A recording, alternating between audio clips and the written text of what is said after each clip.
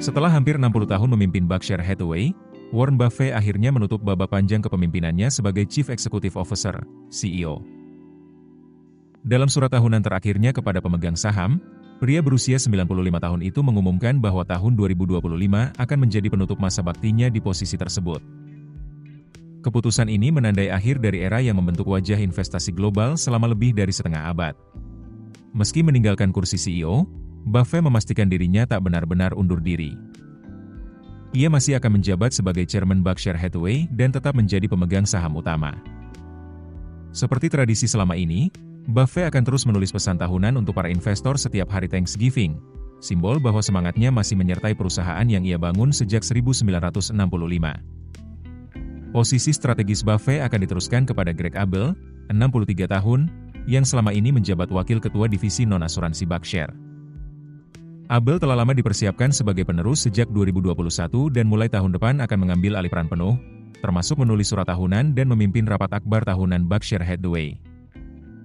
Buffett memuji penerusnya sebagai sosok dengan integritas tinggi dan kemampuan manajerial luar biasa. Ia menambahkan bahwa Dewan Direksi dan keluarganya telah memberikan dukungan penuh kepada Abel, menegaskan proses suksesi yang berlangsung mulus dan terencana. Selain pengumuman pengunduran diri, Buffett juga mengungkapkan langkah besar dalam perjalanan filantropinya. Ia berencana mendonasikan seluruh saham Berkshire Hathaway miliknya senilai sekitar 149 miliar dolar AS atau 2.400 triliun rupiah, kepada yayasan keluarga yang dikelola anak-anaknya, Susie, Howard, dan Peter. Sebagai tahap awal, Buffett telah mengonversi 1.800 saham kelas A senilai 1,35 miliar dolar AS menjadi saham kelas B untuk disalurkan ke 4 yayasan keluarga. Langkah ini menegaskan kembali komitmen Buffett terhadap filantropi.